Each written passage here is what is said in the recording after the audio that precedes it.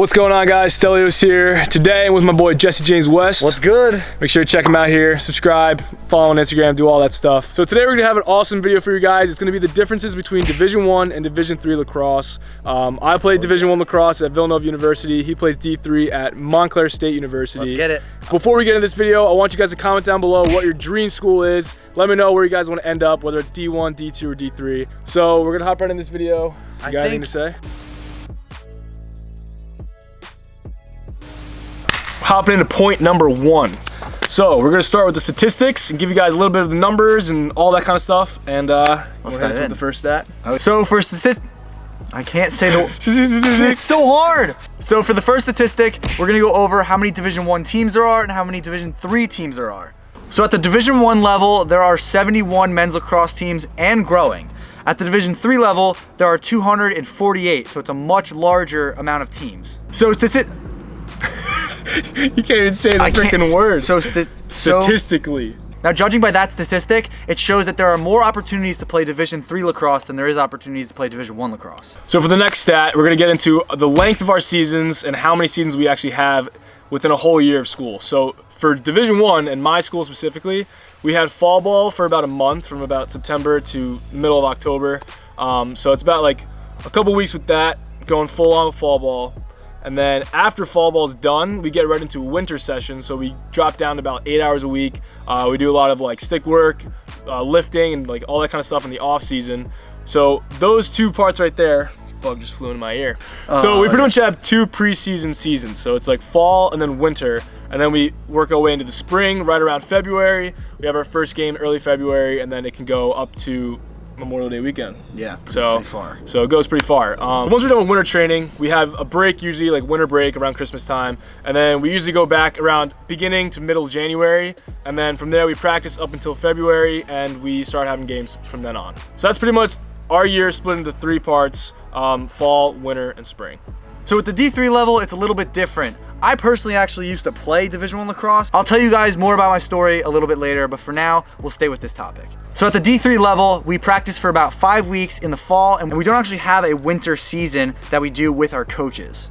So we do a lot of captain's practices in those times because our coaches aren't allowed to be there technically. So we just do our own work on our own time, and we like shoot, play box lacrosse, do little things like that to keep up with it. That way we're going into the spring season ready and prepared. So from fall ball, we go to early to mid-September all the way to about mid to late October. Then we have that gap in the winter, and then for spring, we start late January, and we make our way all the way to about Memorial Day, depending on how far you make it in the NCAA tournament. All right, cool. On to the next point. Let's go.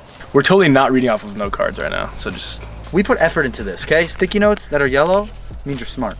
All right, so the next thing we get into is our schedules. So I'll start with the fall, and then I'll try to work our way into the spring. But for the fall, usually we go 5 days a week, 2-hour practices every day, and then 3 days a week we lift in the mornings. So it's usually lift, practice on Monday, Wednesday, Friday, and then just practices on Tuesday and Thursday. So for my schedule, it's a little bit different. We actually don't have any team lifts that are organized. We do them on our own and meet up with our own teammates, but we don't have any trainers or coaches there to be monitoring us. For example, my week would look like Monday, Wednesday, Friday, a 2-hour practice in the morning, and occasionally a Saturday practice also in the morning. My coach personally likes to practice in the morning, which I also like because it gives you a lot of free time in the afternoon, and that's one of the perks of having a Division III schedule. So as you can tell, my day isn't as free as his, so he gets all of his stuff out of the way in the morning. I kind of have something in the morning and then something in the afternoon with classes in between, so it kind of varies at that point. So for the winter time, practices tend to slow down a little bit, and we do a lot of like skill session type stuff, about like 3 days a week, and then we also lift 3 days a week as well. So it does slow down a little bit, but the lifting gets a little bit more intense, and our skill sessions just kind of like polishing up our stick skills for the spring. And as you guys already know, we don't really have a winter season, but we will do box lacrosse to fill in the time in the mornings on Tuesdays and Thursdays. But those practices are captain's practices and not run by our coaches. Now moving into springtime. This is when things kind of get a little bit funky, but it does become a lot more efficient when we have games and stuff. So we usually have Mondays off, and then from Tuesday to Friday, we have practices for about an hour and a half, and then we have a lift right after that on Tuesday and Thursday. And then Saturdays are usually our game days, so we have a game on that day, and then Sundays we usually have a lift and a film session, and then it restarts each week. Bug, Did man. you just swat that thing out of the air, dude? So yeah, that's pretty much our schedule in the springtime. It kind of slows down a little bit when games start up and stuff, but it's still pretty intense out the whole week. Division III lacrosse is a lot different in the spring. The hours are nearly the same besides the team lifts, but for everything else, we have 2-hour practices every single day, a game on the weekend. Actually, we have games during the week sometimes. Yeah, I was gonna say. I sometimes will have like 2 games a week. It'll be like a Wednesday and a Saturday. Division I, they space out their games a lot more, and that's why their season's a little bit longer. Yeah. So my schedule really varies week to week, but we pretty much have 6 days a week regardless, and we get 1 day off kind of randomly. Most of the time it's after our second game, that way we get a rest, or if it's after our first game because our second game is a bigger game. So we're over here now. Yeah, we just want to put it out there. Yeah, we just not transformed. So next point we're gonna get into, it's a big one. Another difference between D1 and D3 lacrosse is scholarships. Now, a lot of you guys may be wondering, oh, like, can you get scholarships to go to Division I? Yes. Can you get scholarships to go to Division III? No. We're gonna hop into some stats on how many scholarships are available for D1 and D3 and just see where that falls. So for Division I, there are only 12.6 scholarships that are allowed for each team to give throughout their players on their team. Now, for the D3 level, how many do we got? Yeah, so D3 does not get any scholarships. Athletic scholarships. Yeah, athletic scholarships. I don't know why. Why did they do that? I don't know. It's really weird. D2, you can get scholarships for athletics. There's less than D1. Yeah. But I don't know. It's wild. I think, in my opinion, it probably depends on the funding of the school. Yeah. I'm assuming like D3 schools probably don't get as much funding as D1 schools, so there's not as much money to go around. So that could be a reason why, but we're not exactly sure, sure. So we're not going to make any assumptions, but you know, maybe you can. Our work site is at the end. Yeah. It's called Subscribe to Me and Subscribe to Stelios. Thanks. So now moving on from funding for scholarships, we're going to move on to funding from the team and how it kind of works from a D1 team to a D3 team. So judging that I've played Division I and Division III lacrosse, I feel like I have a good grasp of the funding for it. Now at Lehigh, when I played there before, even there wasn't the craziest amount of funding, and we didn't get like massive amounts of gear, so it really varies school to school, but Division III is funded less than Division I. Now when I say that, I mean like our gloves, we have to pay for. Our extra helmets, we have to pay for. Our apparel, we do have to pay for that. Like Jesse said, it obviously depends school to school and their funding, just based on the size of the school and how much money they get and how much money they earn. So it really varies school to school, but for me personally, we do get hooked up pretty well at Villanova. We get a lot of gear, as you guys saw in my gear bag video. We're gonna be getting some more gear in the springtime, so click it right here. Check it out up here. You know what's in up. The corner. Make sure to like that video.